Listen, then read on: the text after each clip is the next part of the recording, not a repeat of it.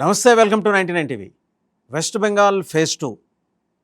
ఈ ఫేజ్ 2 అనగానే అజయ్ పాల్ శర్మ వస్తున్నాడు, అలాగే జహంగీర్ ఖాన్ వస్తున్నాడు, ఇంకో ముల్లా వస్తున్నాడు, అండ్ ఈ ముల్లా వెనుకున్న మమతా బెనర్జీ వస్తున్నారు. ఎవరి ముల్లా ఎవరు, ఈ జహంగీర్ ఖాన్ ఎవరు, వీళ్ళ సంగతి తేల్చడానికి వచ్చిన అజయ్ పాల్ శర్మ ఎవరు, ఏం జరుగుతోంది వెస్ట్ బెంగాల్లో? ఫేజ్ 2 సమస్యాత్మకంగా మారబోతోందా? ఎందుకంటే ఇప్పటికే మమతా బెనర్జీ ఆరోపణ మొదలెట్టారు, కేంద్ర బలగాలు బీజేపీకి ఏజెంట్లుగా పనిచేస్తున్నాయని చెప్పేసి. అంటే లా అండ్ ఆర్డర్ని కంట్రోల్ చేసే ప్రయత్నం చేసినప్పుడు కేంద్ర బలగాలు బీజేపీకి అనుకూలంగా పనిచేస్తున్నాయనేది ఆవిడ అభియోగం. నేచురల్గా ఆవిడకి ఇప్పుడు లైఫ్ అండ్ డెత్ అయిపోయింది, అంటే వాళ్ళ పార్టీకి, టీఎంసీకి. ఇప్పుడు గెలవకపోతే కమ్యూనిస్టులకు పట్టిన గతే తనకు కూడా పడుతుందనే ఒక భయం అయితే ఆవిడని వెంటాడుతుంది. ఈ క్రమంలో వెస్ట్ బెంగాల్లో ఏం జరిగింది ఇప్పటి వరకు, ఏం జరుగుతున్నది, ఏం జరగబోతోంది, సమగ్రంగా విశ్లేషణ చేయడానికి మనతో ఉన్నారు పొలిటికల్ అనలిస్ట్ పవన్ శ్రీహర్ష. నమస్తే పవన్ శ్రీహర్ష గారు. నమస్తే అండి. నమస్తే. సో కొత్త క్యారెక్టర్లు ఎంట్రీ ఇచ్చినాయి, అంటే మనకి కొత్త, వెస్ట్ బెంగాల్కి పాతే. ఎవరు, జహంగీర్ ఖాన్ కావచ్చు, అంతకుముందున్న అతను షౌకత్ ముల్లా కావచ్చు, వాళ్ళని పెంచి పోషించిన మమతా బెనర్జీ, అభిషేక్ బెనర్జీ కావచ్చు. బట్ ఈ క్యారెక్టర్స్ని అడ్రస్ చేయడానికి ఇంకో కొత్త క్యారెక్టర్ పక్క నుంచి దిగాడు, Singham Ajay Pal Sharma, IPS encounter specialist. మనకు కూడా ఉన్నారు తెలుగు రాష్ట్రాల్లో, మీకు తెలిసిందే. ఎవరి అజయ్ పాల్ శర్మ? ఇక్కడి నుంచి మొదలుదాం, సెకండ్ ఫేజ్ దాకా వెళ్దాం. రైట్.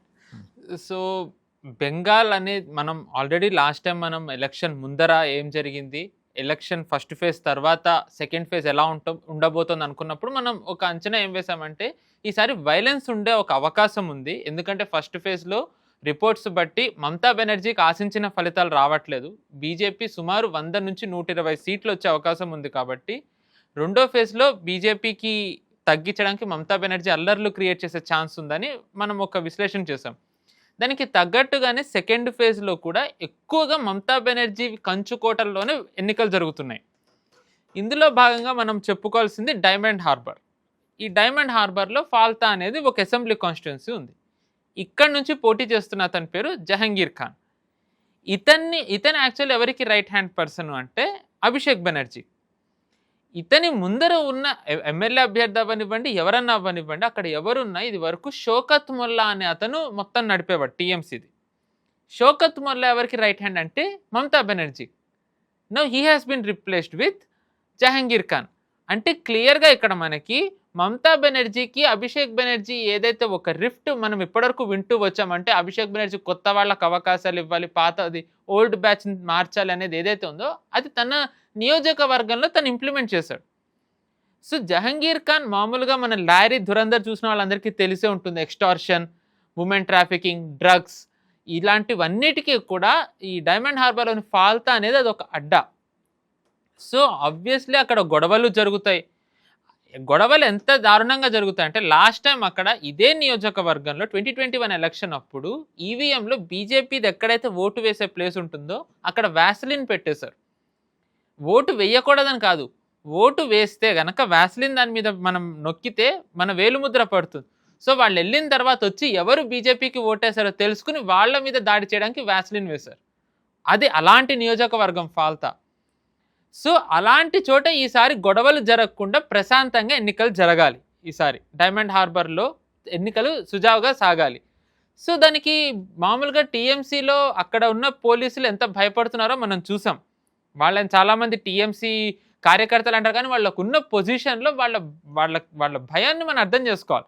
ఎందుకంటే మమతా బెనర్జీ బహిరంగంగా చెప్తోంది, మీరు ఇప్పుడు సెంటర్ మాట విన్నా May 4th తర్వాత మళ్ళీ నేనే ఉంటాను, మేము అందరూ అంతూ చూస్తానని. రిజల్ట్ ఒకవేళ తేడా అయ్యి మళ్ళీ మమతా బెనర్జీ వస్తే వాళ్ళ పరిస్థితి ఏంటనే భయం వాళ్ళకు ఉండడంతో ఆవిడ గెలిచినా సమస్య, గెలవకపోయినా సమస్య. ట్రూ, ఖచ్చితంగా. సో గెలిచినా ఆవిడకి వ్యతిరేకంగా పనిచేసిన వాళ్ళని ఒక ఆట ఆడుకుంటుంది, ఓడిపోయినా తనకు వ్యతిరేకంగా పనిచేసిన వాళ్ళ మీద అక్కస్తోటి వాళ్ళ మీద కక్ష తీర్చుకునే ప్రమాదము ఉంది. 100%. Bengal has such kind of history. Exactly. ఇంతకుముందు మార్క్సిస్టులు ఏం చేశారో ఇప్పుడు మమతా బెనర్జీ అదే చేస్తూ వస్తున్నది, దానికంటే ఒక రెండు రెట్లు ఎక్కువ. సో వాళ్ళలో ఇప్పుడు ఆ పోలీసుల్ని, లోకల్ అడ్మినిస్ట్రేషన్ని నమ్మే పరిస్థితి లేదు ఎలక్షన్ కమిషన్. సో అందుకని అబ్జర్వర్స్గా కొంతమందిని పంపింది. అలా వచ్చిన అతని పేరే Ajay Pal Sharma from UP. So అందరూ ఇతను ఆల్రెడీ వీడియో చూశారు. జహంగీర్ ఖాన్ ఏరియాకి వెళ్ళి ఇతను కూడా చాలా ఎక్కువ చేస్తున్నాడు, ఇతని కుటుంబ సభ్యులు కూడా ఇక్కడే ఉన్నారు. వాళ్ళ ఇంటికి వెళ్ళి మాట్లాడాడు. కరెక్ట్. నేను చెప్తున్నాను జాగ్రత్తగా, ఇప్పుడే అందరూ హద్దుల్లో ఉండండి, హద్దులు దాటితే గనక చర్యలు ఉంటాయి, తర్వాత ఏడవకంటారు. చాలా మంది దీన్ని చాలా నెగిటివ్గా తీసుకెళ్తున్నారు. కానీ అతను అలా వ్యవహరించడానికి అది ఎలాంటి నియోజకవర్గమో మీకు ఇందాకే చెప్పాను. సో అలాగే వ్యవహరించకపోతే గనక ఎటువంటి ఇంకా వైలెన్స్ జరిగే అవకాశం ఉంది. బట్ అతన్నే ఎందుకు పెట్టారు అంటే ఇతనికి ఆల్రెడీ ఇలాంటి ఫాల్తా లాంటి రీజన్ని చాలా నార్మలైజ్ చేసిన హిస్టరీ ఇతనికి ఉంది. 2017 ముందర వరకు మనకి యూపీలో కూడా చాలా మంది గ్యాంగ్స్టర్స్ ఉన్నది మనకి తెలిసిందే. కాల్చిపారేశారు కదండి. కరెక్ట్. ముఖ్తార్ అన్సారీ, అతీక్ అహ్మద్, ఆజం ఖాన్, వికాస్ దుబే, ఇలాగ ఎంతో మంది గ్యాంగ్స్టర్లకి ఒక అడ్డాగా మారింది యూపీ. దాంట్లో చాలా ఇంపార్టెంట్ అతను ఆజం ఖాన్, సమాజ్వాదీ పార్టీ నేత, almost number 2 after Akhilesh Yadav. అతనిది ఏదైతే ఇల్లీగల్ బిజినెస్లు రాంపూర్లో, అంటే అతని నియోజకవర్గం ఆజం ఖాన్ నియోజకవర్గం రాంపూర్లో ఆయనవి ఏవైతే ఉన్నాయో వ్యాపారాలన్నీ ఇల్లీగల్వి, వాటన్నిటినీ మూయించి రాంపూర్లో ఒక రకంగా మాఫియా ఏదైతే ఆజం ఖాన్ నడిపేవాడో దాన్నంతా కూడా న్యూట్రలైజ్ చేసి ఆ రాంపూర్ని మొత్తం నార్మలైజ్ చేసిన ఘనత అజయ్ పాల్ శర్మ. సో అంటే ఆయనకు ఆల్రెడీ అనుభవం ఉంది. సో ఆ అనుభవం దృష్ట్యానే ఆయన ఇక్కడ వేశారు and he's doing his job. చాలామంది ఈయనది రౌడీ గుండాలా వ్యవహరిస్తున్నారని చెప్పి కోర్టుకి వెళ్తే కోర్టు అంది మేము ఏం చేయలేము. రాంపూర్ అంటే ఇంతకుముందు జయప్రద గారు రిప్రజెంట్ చేసిన పార్లమెంట్ ఐ డోంట్ ఎగ్జాక్ట్లీ, క్షమించాలి, జయప్రద గారు చేశారు లేదా తెలియదు, కానీ అది ఆజం ఖాన్ అయితే బాస్టియన్ అంటే she represented Lok Sabha segment. Okay, but ఇది ఆజం ఖాన్ది, ఆయన కంచుకోట సమాజ్వాదీ పార్టీ నుంచి. Samajwadi Party segment. Yes. So అంటే ఆయనది యూపీలో ఆజం ఖాన్ లాంటి నేతని నిజానికి కంట్రోల్లో పెట్టారంటే ఆల్మోస్ట్ ఈక్వల్. ఇప్పుడు ఆజం ఖాన్ ఇక్కడ అభిషేక్ బెనర్జీ అలాగా, అక్కడ ఆజం ఖాన్ అలా. సో ఆయనకు ఆ కంట్రోల్ చేసిన అనుభవం ఉంది కాబట్టి ఆయన్ని ఇక్కడ దింపారు and is doing his job. ఆయన ఇల్లు వెళ్ళి వెతుకుతున్నారు. అక్కడ లోకల్ ఎంత భయం ఉందంటే లోకల్ అఫీషియల్స్కి, వాళ్ళు చెప్పట్లేదు ఎక్కడుంది. లోకల్గా ఉన్న పోలీసులు జహంగీర్ ఖాన్ ఇల్లు ఎక్కడంటే మాకు తెలియదు అంటున్నారు. ఆ లోకల్ పోలీసులకు తెలియకుండా ఉంటుందా అంటే వాళ్ళ భయం ఎంత ఉందో మనం అర్థం చేసుకోవచ్చు. అయితే బెంగాల్లో ఇలాంటి వాళ్ళని దింపడానికి ఒక ముఖ్య కారణం ఏంటి అంటే క్లబ్ కల్చర్ని కంట్రోల్ చేయడం. అంటే చాలామందికి క్లబ్ కల్చర్ ఏంటి అనేది అర్థం కాదు. అంటే ఈ దక్షిణాది రాష్ట్రాలు తెలియదు అది. కరెక్ట్. దీనికి ఒక చిన్న ఉదాహరణ చెప్తాను. ఇప్పుడు ఫార్మర్ కలకత్తా కమిషనర్ రాజేష్ సింగ్ ఆయన పేరు, ఆయన పోటీ చేస్తున్నారు. జాట్ పగా అనే ఒక పేరుంది. సో ఆయన అక్కడి నుంచి ఎమ్మెల్యే అభ్యర్థిగా పోటీ చేస్తున్నారు. ఫార్మర్ పోలీస్ కమిషనర్ ఈయన మామూలుగా బెంగాల్లో గొడవలు జరిగితే పోలీస్ స్టేషన్కి వెళ్ళడం సర్వసాధారణం. పోలీసులు మధ్యవర్తిత్వం వ్యవహరించో ఎవరికి న్యాయం చేయాలో వాళ్ళకి చేస్తారు. కానీ బెంగాల్లో ఎలా ఉంటుందంటే ఇలాగ గొడవలు జరిగి పోలీస్ స్టేషన్కి వెళ్తే పోలీస్ స్టేషన్ లోకల్ ఎమ్మెల్యేకి ఫోన్ చేస్తారు, టీఎంసీ వాళ్ళకి. టీఎంసీ వాళ్ళు అక్కడ లోకల్ టీఎంసీ ఆఫీస్కి వెళ్ళామని చెప్తారు. టీఎంసీ ఆఫీస్కి వెళ్ళిన తర్వాత అక్కడ కొన్ని క్లబ్స్ ఉంటాయి, క్యారమ్ బోర్డ్ క్లబ్ అని, చెస్ క్లబ్ అని. వాళ్ళు మధ్యవర్తిత్వం చేసి వాళ్ళు మనీ తీసుకుంటారు, కట్ మనీ. అంటే అక్కడ పోలీసులది ఉండదు, జ్యుడిషియరీ ఉండదు, టీఎంసీ ఆఫీస్ది ఉంటుంది. సో ఇక్కడ రాజేష్ సింగ్ అని ఆయన మీద దాడి జరిగినప్పుడు ఆయన వెళ్తే police, despite being a former police commissioner, వాళ్ళు ఆయన కంప్లైంట్ నమోదు చేయకపోగా ఆయన ఎవరి మీద అయితే కంప్లైంట్ చేయాలనుకున్నారు, ఎవరే దాడి చేసినందుకు, వాళ్ళనే తిరిగి పిలిపించారు పోలీస్ స్టేషన్కి. ఆయన మాజీ పోలీస్ కమిషనర్. ఎస్. ఆయన కంప్లైంట్ కూడా కంప్లైంట్ తీసుకెళ్ళి ఆయన మీద తిరిగి దాడి చేశారు టీఎంసీ వాళ్ళు. అంటే క్లబ్ కల్చర్ ఎంత పీక్లో ఉందో మనం అర్థం చేసుకోవచ్చు. సో ఇక్కడ ఇప్పుడు ఇంతమంది సిఆర్పిఎఫ్ వాళ్ళని, సిఐఎస్ఎఫ్ వాళ్ళని, ఎస్ఎస్బి వాళ్ళని ఎందుకు దింపారు, ఎందుకు అజయ్ పాల్ శర్మ లాంటి వాళ్ళని వేరే రాష్ట్రాల నుంచి తెచ్చారు అంటే మీకు ఇక్కడ ఇప్పుడు ఈ 2 ఉదాహరణలు, అంటే లోకల్ పోలీసులు ఎంత భయపడుతున్నారు, అక్కడ క్లబ్ కల్చర్ ఎలా ఉంది, అక్కడి దాన్ని మనం కంట్రోల్ చేసి ఒక నార్మలైజ్ పొజిషన్, వైలెన్స్ జరగకుండా శాంతిపూర్వక ఎన్నికలు జరపాలి అంటే గనక ఎలాగ చేయాలని ఆలోచించే ఎలక్షన్ కమిషన్ ఇలా వీళ్ళని దింపింది. అండ్ వీళ్ళు వచ్చిన తర్వాత కూడా ఇది election commission just like that వీళ్ళు చేయలేదు. క్లియర్ కట్ ప్రూఫ్స్తోని వీళ్ళు ఎలాగ వీళ్ళు వ్యవహరిస్తూ వస్తున్నారంటే నిన్న రాత్రి పోలీసుల లోకల్ మీడియా నుంచి కానివ్వండి, ప్రభుత్వం నుంచి వచ్చిన నివేదిక ప్రకారం లాస్ట్ 60 అవర్స్లో సుమారు 2400 మందిని వీళ్ళు అరెస్ట్ చేశారు సెంట్రల్ బలగాలు. వాళ్ళు ఎవరెవరు 2021లో ఎవరెవరైతే గొడవలు చేశారు ఎన్నికలైన తర్వాత రౌడీ షీట్లు నమోదయ్యాయో వాళ్ళ నుంచి ఇప్పటి వరకు ఎవరెవరి మీద అయితే రౌడీ షీట్లు ఉన్నాయి ఇక్కడంతా కూడా సమస్యాత్మక ప్రాంతాలని అక్కడ ఉన్న వాళ్ళందరినీ అరెస్ట్ చేశారు. మళ్ళీ అందరినీ జైల్లో వేశారంటే అందరినీ వీళ్ళు ఎవరెవరు అయితే ఎక్కువగా రౌడీ షీట్లు ఉన్నాయి వాళ్ళ మీద, డౌట్లు ఉన్న వాళ్ళ మీద అజయ్ పాల్ శర్మ లాంటి వాళ్ళు వెళ్ళి వాళ్ళకి చెప్తున్నారు అలాంటివి ఏమి చెయ్యొద్దు అని. ఆ వీడియోలు కూడా ఉన్నాయి. ఆయన ప్రతి ఒక్కళ్ళ దగ్గరికి వెళ్ళి బెదిరించడం లేదు. ఆయన నార్మల్గా అనుమానాస్పదంగా వ్యవహరించే వాళ్ళ ఇంటికి వెళ్ళి కూడా వాళ్ళకి చెప్తున్నారు. అండ్ దీనికి కాకుండా పైపెచ్చు మనం హౌరా రీజన్ తీసుకున్నట్టయితే హౌరాలో సుమారు 16 సీట్లు ఉన్నాయి. లాస్ట్ టైం 2021 ఎలక్షన్లో టీఎంసీ 16కి 16 గెలిచింది. అండ్ ఈ హౌరా కనెక్టింగే కలకత్తా రీజన్ వెళ్ళిపోతుంది. అండ్ ఇక్కడ చాలా సెన్సిటివ్. లాస్ట్ టైం మనకి విపరీతంగా గొడవలు జరిగిన ప్రాంతంలో హౌరా ఒకటి. ఈసారి కేంద్ర బలగాలు ఏం చేశారంటే 40% బూతులని సమస్యాత్మక ప్రాంతాలుగా వాళ్ళు డిక్లేర్ చేశారు. డిక్లేర్ చేసి అక్కడ రూట్ మార్చులు చేస్తున్నారు. సెక్షన్ 163 పెట్టారు. అంటే ఎవ్వరు కూడా 5గురికి మించి ఉండకూడదని. And on top of that వీళ్ళు అక్కడ ఎక్కడెక్కడైతే లోకల్ హోటల్స్ లాడ్జ్లు ఉన్నాయో వాళ్ళు అక్కడికంతా వెళ్ళి ఎవరైతే స్థానికులు కాదో వాళ్ళని ఆ హోటల్ ఖాళీ చేసి హౌరా వదిలేసి వెళ్ళిపోమని చెప్తున్నారు. అంటే వాళ్ళు ఏం గొడవలు క్రియేట్ చేసే అవకాశం ఉంది, వాళ్ళ హిస్టరీ తెలియదు కాబట్టి హౌరా నుంచి వెళ్ళిపోండి అని చెప్తున్నారు డైరెక్ట్. అంటే ఈచ్ అండ్ ఎవ్రీ డిస్ట్రిక్ట్ని ఎలక్షన్ కమిషన్ ఎంత క్షుణ్ణంగా పరిశీలించి 2021 2024లో ఏం జరిగాయని చెప్పి వాళ్ళు పరిశీలించి ఒక్కొక్క డిస్ట్రిక్ట్ని వాళ్ళు ఎలా అనలైజ్ చేస్తూ వచ్చారో మనకి ఇవన్నీ ఒక ఉదాహరణలు. అండ్ కమింగ్ టు ఫేజ్ 2 ఇప్పుడు మనం మాట్లాడే టైంకి సుమారు 18 నుంచి 24% పోలింగ్ అయింది. సుమారు కొన్ని చోట్ల వైలెన్స్ జరుగుతూనే ఉంది. మనం అనుకున్నది, ఎందుకంటే ఆబ్వియస్లీ ఇవన్నీ మమతా బెనర్జీ కంచుకోటలు కాబట్టి కొంచెం వైలెన్స్ జరిగే అవకాశం కూడా ఉంది అండ్ జరుగుతోంది. బట్ డిస్పైట్ దట్ పోలింగ్ జరుగుతోంది, అదొక శుభసూచకం. అయితే ఈసారి బీజేపీకి ఎలాంటి వాతావరణం ఉంది? ఇక్కడ మెయిన్ బీజేపీకి ప్లస్ ఏంటి, మైనస్ ఏంటి? ద బిగ్గెస్ట్ ప్లస్ పాయింట్ బీజేపీకి ఏంటంటే ఈసారి సెంట్రల్ ఫోర్సెస్ ఆధీనంలో జరగడం. వైలెన్స్ అనుకున్నంత మమతా బెనర్జీ చేయాలనుకున్నంత చేయలేకపోవడం. సో అది ఒక పెద్ద అడ్వాంటేజ్. అంటే పీస్ఫుల్ ఎన్విరాన్మెంట్లో వైలెన్స్ లేకుండా జరగడం. ఛాలెంజింగ్ ఏంటంటే ఈసారి జరిగే 142 సీట్లు కూడా మమతా బెనర్జీ కంచుకోటలు. 2021లో ఈ 142 సీట్లలోంచి సుమారు 123 సీట్లు మమతా బెనర్జీ గెలిచారు. అంటే కేవలం 18 సీట్లే బీజేపీ గెలిచింది.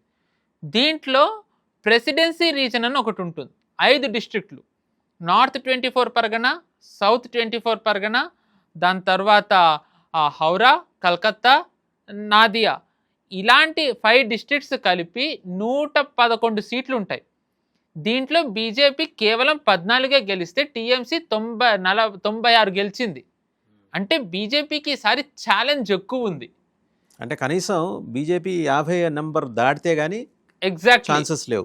2021లో ఎన్ని సీట్లు అయితే గెలిచారో దానికి 3 రెట్లు గెలిస్తేనే బీజేపీ ఒకవేళ 90 సీట్లు గనక బీజేపీ ఫేజ్ 1లో వచ్చింది అనుకుంటే బొటాబొటీగా గెలవాలంటే వాళ్ళు కనీసం 50 సీట్లు దాటాలి. సో బీజేపీకి ఉన్న అతి పెద్ద ఛాలెంజ్ ఇది. అంటే మమతా బెనర్జీ కంచుకోటలోకి బీజేపీ రాగలుగుతుందా? అండ్ ఇందులో చాలా మటుకు ముస్లిం మెజారిటీ ఏరియాస్ వీటిలలో. బట్ డిస్పైట్ దట్ బీజేపీకి ఈసారి అతి పెద్ద థ్రెట్ ఎవరు అంటే మహిళలు ఎందుకు అంటే మనం దీన్ని చిన్నగా జార్ఖండ్తోని పోల్చొచ్చండి. 2024లో జార్ఖండ్ ఎలక్షన్స్. దానికంటే ముందర మనం ఒకసారి 2024 లోక్సభ ఎలక్షన్స్ చూసుకున్నట్టయితే బీజేపీ సందేశ్ ఖాళీ గురించి చాలా ప్రస్తావించింది. అక్కడ మహిళలు ఎలా అత్యాచారానికి గురయ్యారు, టీఎంసీ ఎలా తొక్కిపెట్టింది, వీటన్నిటి గురించి చాలా ఎక్కువ మాట్లాడింది. దీనివల్ల ఏమనుకున్నారంటే 19 సీట్లు ఏదైతే 2019లో గెలిచారో దానికంటే ఎక్కువ సీట్లు బీజేపీకి ఈసారి వస్తాయని అనుకున్నారు. కానీ రివర్స్లో దానికంటే తక్కువ సీట్లు వచ్చాయి. అమాంగ్ మెనీ రీజన్స్ ఒక కారణం ఏంటి అంటే మహిళల మీద ఇంత అత్యాచారాలు జరుగుతున్నా రూరల్ మహిళలు ఏమన్నారంటే మాకు మమతా బెనర్జీ నుంచి లాభం పొందుతున్నాం. అంటే ఎలా అయితే బీజేపీ పాలిత రాష్ట్రాల్లో లడ్కీ బెహనా యోజన, లాడ్లీ బెహనా యోజన అని ఉన్నాయో అలాగే లక్ష్మీ యోజన అనేది ఒకటి మమతా బెనర్జీ ఇస్తూ వస్తున్నారు. మాకు ఆ పథకం వస్తాం కాబట్టి మేము ఎందుకు ప్రభుత్వాన్ని మార్చాలనుకుంటున్నాం అనేది వాళ్ళ వాదన. ఇప్పుడు ఈ 27 లక్షలు హోల్డ్ చేసిన ఓట్స్లో 90% మహిళల ఓట్లు ఉన్నాయండి. కరెక్ట్. 90% మహిళలవే అని అంటున్నారు. బట్ అగైన్ ఇప్పుడు మొత్తం ఒకవేళ దాంట్లో కూడా నిజంగా మహిళలే ఓట్లు అంటే ఎవరైనా సరే రియల్ ఓటర్స్ అయితే గనక ఒకవేళ వాళ్ళు లేకపోతే బయటకొచ్చి గొడవలు చేస్తారు ఖచ్చితంగా. మనం చూసుకుంటే ఫేజ్ 1లో అలాంటివి ఏమీ జరగలే. చాలా మటుకు ఒకవేళ నిజంగానే ఫేక్ ఓటింగ్ బీజేపీ చేయాలనుకున్నా, నిజమైన ఓటర్లను తీసినా వాళ్ళు బయటకొచ్చి గొడవలు చేయాలి. టీఎంసీ దాన్ని ఒక రకంగా యాక్షన్ తీసుకోవాలి. అట్‌లీస్ట్ రికార్డ్ చేసి మీడియాకి ఇవ్వడం. బట్ మనం అలాంటివేవీ చూడలేదు. అంటే ఎక్కువ మంది ఫేక్ ఓటర్లవే తీసేశారు. ఇఫ్ నాట్ ఆల్ 90% పైగా ఫేక్ ఓటర్లవే తీసేసినట్టుగా మనకు అర్థమవుతుంది. సేమ్ విత్ ఇయర్ కూడా అని అనుకుందాం. సో ఈ మహిళలది ఈ లడ్కీ ఏదైతే లక్ష్మీ యోజన మమతా బెనర్జీ ఐ థింక్ 3000 ఇస్తే బీజేపీ దాన్ని మేము 5000 ఇస్తామని అంటున్నారు. వాళ్ళలో మరి ఎంతవరకు ఓటు వేస్తారు అనేది బీజేపీకి పెద్ద టాస్క్. రూరల్‌లో ఇంకా ఎక్కువ టాస్క్ ఉంది. ఎందుకంటే రూరల్‌లో బీజేపీకి సంస్థాగతంగా బలం ఇంకా అంత రాలేదు. రూరల్‌లో కేవలం మోదీ ఫ్యాక్టర్, మమతా బెనర్జీ మీద 15 ఏళ్ల వ్యతిరేకత ఈ రెండే తప్ప సంస్థాగతంగా బీజేపీకి బలం లేదు. అభ్యర్థులు ఎవరు అనేది పట్టించుకోరు. కేవలం మోదీ ఫ్యాక్టర్ పనిచేస్తేనే బీజేపీకి 54 సీట్ల ఏదైతే అవసరం ఉందో, మమతా బెనర్జీ కంచుకోట ఏదైతే ఉందో అది బద్దలయ్యే అవకాశం ఉంది. ఇందాక జార్ఖండ్‌తో ఎందుకు పోలుద్దామన్నానంటే, జార్ఖండ్‌లో కూడా బీజేపీ చాలా అద్భుతమైన ప్రచారం చేసింది. బట్ దాంట్లో కొన్ని మిస్టేక్స్ జరిగాయి. అయితే దాంట్లో one of the biggest problem బీజేపీకి ఏమొచ్చిందంటే, హేమంత్ సోరెన్ అక్కడ ఎలా అయితే మధ్యప్రదేశ్‌లో లడ్కీ బెహనా యోజన, మహారాష్ట్రలో లాడ్లీ బెహనా యోజన పెట్టారో అలాంటి పథకమే జార్ఖండ్‌లో హేమంత్ సోరెన్ ఆయన ఇంట్రొడ్యూస్ చేయడంతోని మహిళలెవరు కూడా బీజేపీకి ఓటేయలేదు. హేమంత్ సోరెన్ సర్కార్ మీద వ్యతిరేకత ఉన్నా. సో మరి ఇక్కడ ఆల్రెడీ మమతా బెనర్జీ నడుపుతున్నారు. సో మరి మహిళలు వేస్తారా ఓటు? అంటే వాళ్ళకి మమతా బెనర్జీ మీద 15 ఏళ్ల వ్యతిరేకతని బీజేపీ క్యాష్ చేసుకోగలుగుతుందా? మహిళలను అలా ట్యూన్ చేశారా? మనకి ఇది ఒక పెద్ద ఛాలెంజ్. జస్ట్ ఒక హైపోథెటికల్ క్వశ్చన్ అండి. అంటే రిజల్ట్ ఎలాగో 4వ తారీఖు ఇన్ కేస్ మమతా బెనర్జీకి వ్యతిరేకంగా మ్యాండేట్ వస్తే టీఎంసీ పరిస్థితి ఏంటి అక్కడ? మమతా బెనర్జీకి వ్యతిరేకంగా వచ్చినట్టయితే టీఎంసీ పరిస్థితి ఏంటనే కంటే కూడా అక్కడ లోకల్గా హిందువుల పరిస్థితి ఏంటనేది మనం ఆలోచించాలి. ఎందుకంటే బీజేపీ వచ్చినంత మాత్రం అక్కడ శాంతి వచ్చేస్తుంది అనుకోవడానికి లేదు. ఎందుకంటే ఇంకా పోలీసులందరూ కూడా చాలామంది మమతా బెనర్జీని సమర్థించే వాళ్ళే, లోకల్ అడ్మినిస్ట్రేషన్ వాళ్ళదే. సో బీజేపీ ఇది సెట్ చేయడానికి వాళ్ళకి మినిమం 2 to 3 years పడుతుంది. ఈ లోపు జనరల్ ఎలక్షన్స్ వచ్చేస్తాయి.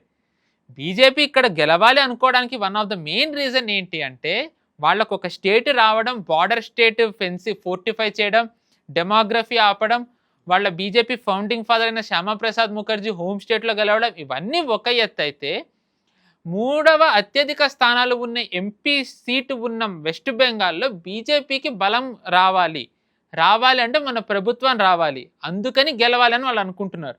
వాళ్ళు ఒకవేళ 2-3 ఏళ్ళు గొడవల్ని కంట్రోల్ చేయడంలోనే వాళ్ళు ఎక్కువ దృష్టి పెట్టినట్టయితే 2029కి వాళ్ళకు పెద్ద ఛాలెంజ్. ఎందుకంటే ఏమీ అభివృద్ధి చూపిలే కాబట్టి ఏం చేస్తారని. So at the same time Mamata Banerjee ఒకవేళ కంట్రోల్ చేస్తే మమతా బెనర్జీ అస్తిత్వానికి ప్రమాదం. ఎందుకంటే రీజనల్ పార్టీస్ అధికారంలో కోల్పోయినట్టయితే గనక తిరిగి రావడం చాలా కష్టం. ముఖ్యంగా ఎక్కడెక్కడైతే బీజేపీ అధికారంలోకి ఇలా రీజనల్ పార్టీస్ని ఓడించి వచ్చిందో వాళ్ళు కంచుకోటగా మార్చుకోవడం మనం చూసాం.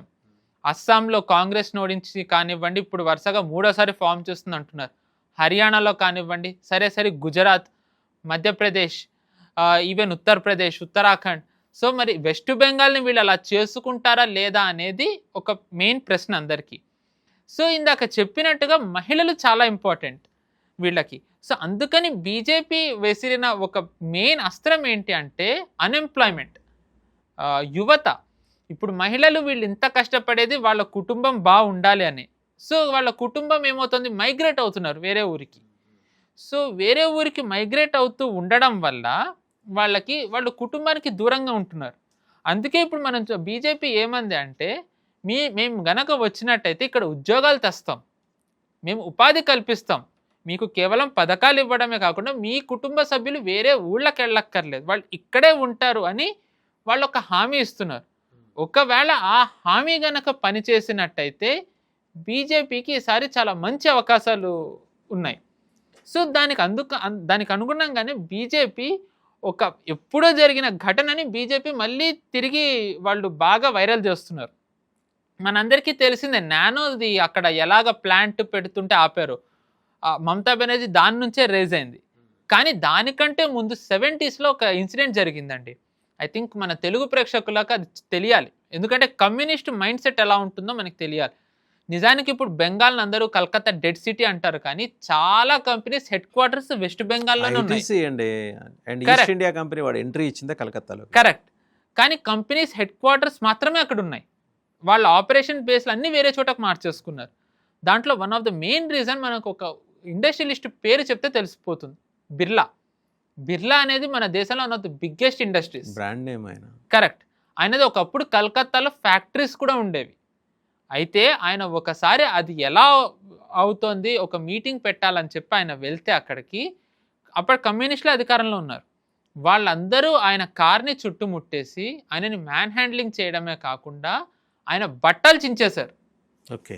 ఆయన కేవలం అండర్వేర్తోనే ఉన్నారు. ఆయన బతిమలరు, నన్ను వదిలేస్తే నేను వెళ్ళిపోతానని. ఆయన అక్కడి నుంచి డైరెక్ట్ ఫ్లైట్ ముంబై పట్టుకున్నారు. వితిన్ 6 months మొత్తం ఆపరేషన్స్ కలకత్తా నుంచి మహారాష్ట్రకు మూవ్ అయిపోయాయి. అంటే కమ్యూనిస్టులు ఎలాగ దాన్ని అక్కడ ఉన్న ఇండస్ట్రీస్ని పోగొట్టారు, మమతా బెనర్జీ దాన్ని ఇంకా పీక్ ఎలా తీసుకెళ్లారు అనడానికి ఇది ఒక ఉదాహరణ. ఇద్దరికి పెద్ద వ్యత్యాసం లేదు. సో బీజేపీ ఇప్పుడు దీన్నే హైలైట్ చేస్తోంది. And at the same time ఇక్కడ యోగి ఆదిత్యనాథ్ ఫ్యాక్టర్ కూడా మనం మాట్లాడాలి. యోగి ఆదిత్యనాథ్ గారిని కూడా ఎక్కువగా ఎక్కడ వీళ్ళు ప్రచారానికి దింపారంటే, మైగ్రేషన్ ఎక్కడైతే ఎక్కువ జరిగిందో, అంటే ఉత్తరప్రదేశ్లో కూడా బెంగాలీలు వచ్చి ఇప్పుడు ఉద్యోగాలు చేస్తున్నారు. అలాంటి నియోజకవర్గాలు ఎక్కడ ఎక్కువైతే ఉన్నాయో యోగి ఆదిత్యనాథ్ గారు అక్కడికి వెళ్ళి ప్రచారం చేస్తున్నారు. ఒకప్పుడు ఉత్తరప్రదేశ్ కూడా ఇలాగే మైగ్రేషన్కి గురయ్యేది, కానీ ఇప్పుడు అందరూ తిరిగి ఇక్కడికి వచ్చేసారు.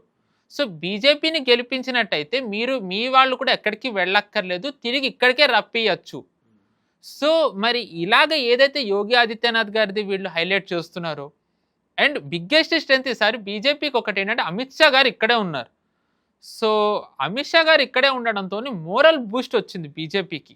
అయితే పవన్ శ్రేష్ గారు ఇవాళ వెస్ట్ బెంగాల్ ప్రజానీకం అంటే భయోత్పాతానికి గురైన ప్రజానీకానికి ఒక భరోసా దొరికింది. ఏంటంటే హోమ్ మినిస్టర్ వెళ్ళి అక్కడ క్యాంప్ చేశాడు, యూనియన్ హోమ్ మినిస్టర్. ఆ ధైర్యం వల్ల వాళ్ళు వచ్చి పోలింగ్ బూత్లకు వచ్చి ఓట్లు వేసుకునే పరిస్థితి. ఇందాక మీరు చెప్పారు ఆ జహంగీర్ ఖాన్ నియోజకవర్గం ఏంటి ఫాల్టానా, అది ఆ ఫాల్టా నియోజకవర్గంలో వ్యాజులైన్లు వేసి వేలిముద్రలను పట్టుకొని వాళ్ళ తర్వాత వేధించే కార్యక్రమం. ఈసారి అవి జరగకపోవచ్చు, అలాంటివి జరగకపోవచ్చు. ఆల్రెడీ జరిగాయండి అవి, మళ్ళీ టేపులు వేసేసారు. సో ఇలాంటి వార్తలు వచ్చే, ఇలాంటి ఎక్కడెక్కడైతే ఏ బూతుల్లో టేపులు వేసారో తెలిసేసరికి ఈయన అజయ్ పాల్ శర్మ మళ్ళీ వెళ్ళారు. బీజేపీ వాళ్ళు రీపోలింగ్ చేయించాలంటున్నారు, మరి చూడాలి మనం ఏమవుతుందని. సో ఆబ్వియస్లీ ఎంత వీళ్ళు పెట్టినా సరే ఒక 20% జరుగుతుందండి. జరుగుతుంది. లోకల్ సేవ్ దేర్సే కదా. కరెక్ట్. జహంగీర్ ఖాన్ వాడు లోకల్గా బలవంతుడు, వాడు కరెక్ట్, వాడు ప్రాసెస్ చూపించుకుంటాడు. And at the same time Mamata Banerjee కూడా ఇది బ్యాటిల్, ఇంకా ఆవిడది ఒక్కసారి ఇంకా పోయింది అంటే కనుక ఇంకా ఆవిడ అస్తిత్వమే ఉండదు. She will be out of politics. Correct. She is forced to be out of politics. Correct. ఇది ఇంకా ఇద్దరికి కూడా నెవర్. బీజేపీ కనుక ఇప్పుడు ఒకవేళ ప్రభుత్వం ఏర్పాటు చేయలేకపోతే 2026లో ఈ నియర్ ఫ్యూచర్ బీజేపీకి అవకాశాలు అది మనం ఇప్పుడే చెప్పలేమేమో. We just can't jump into conclusions. అంటే బీజేపీ దగ్గర ఆప్షన్స్ ఉంటాయిగా, మనం గెలవలేనప్పుడు ఏం చేసి గెలిచిన వాళ్ళని మనతో కలుపుకుంటాం. కానీ దానికి కూడా వీళ్ళకి మంచి నెంబర్ కావాలి. అదే ఫస్ట్ థింగ్, ఆ మంచి నెంబర్ వచ్చే దిశగా పోలింగ్ జరగడానికి కావాల్సిన పోల్ మేనేజ్మెంట్ వీళ్ళు చేసుకుంటున్నారు బీజేపీ వాళ్ళు. వీళ్ళు చేసుకుంటున్నారంటే central election commission actually 20,000 vote తేడా ఉన్నదాన్ని ఆ ఓటు తేడాను తగ్గించుకుంటూ వచ్చారనుకోండి, న్యాచురల్గా అది కొంత ఇంపాక్ట్ ఉంటుంది. ఇక other factors, presence of central home minister in the capital of west Bengal అనేది దట్ మ్యాటర్స్ ఎ లాట్ అండి. ట్రూ. అంటే ఇప్పుడు మీకు ఇది చెప్పడానికి రీజన్ ఏంటంటే డెమోగ్రఫీ చేంజ్ ఆల్రెడీ 2021 నుంచి 2026 ఈ 5 ఏళ్ల మధ్యలోనే చాలా జరిగినట్టుగా వాళ్ళే చెప్పారు. ఇమాజిన్ 2026 నుంచి 2031 మధ్యలో ఇంకెంత అవుతుందని. ఇప్పుడు వీళ్ళు జార్ఖండ్లో ఓడిపోవడానికి కూడా కారణం సంతల్ పరగణ అనే ప్రాంతంలో డెమోగ్రఫీ చేంజ్. బీజేపీ సంతల్ పరగణలో వీళ్ళకి మంచి మెజారిటీ వస్తుంది అనుకున్నారు, కానీ అక్కడ డెమోగ్రఫీ చేంజ్ అవ్వడంతో సంతల్ పరగణ దెబ్బతినడంతో వాళ్ళు అనుకున్న నెంబర్ రాకపోవడంతో వాళ్ళకి మెజారిటీ రాలేదు. సో బెంగాల్ కూడా ఇప్పుడు వాళ్ళకి నెవర్ ఇంకా చాలామంది అందుకే మనం చూసుకున్నట్టయితే గనక BJP organising secretary B L Santosh గారు ఈ ఇయర్ స్టార్టింగ్ ఆయన ఒక నేషనల్ మీడియాకి ఇచ్చిన ఇంటర్వ్యూలో మాకు బెంగాల్ ఎలక్టోరల్ బ్యాటిల్ కాదు సివిలైజేషనల్ బ్యాటిల్ అన్నారు.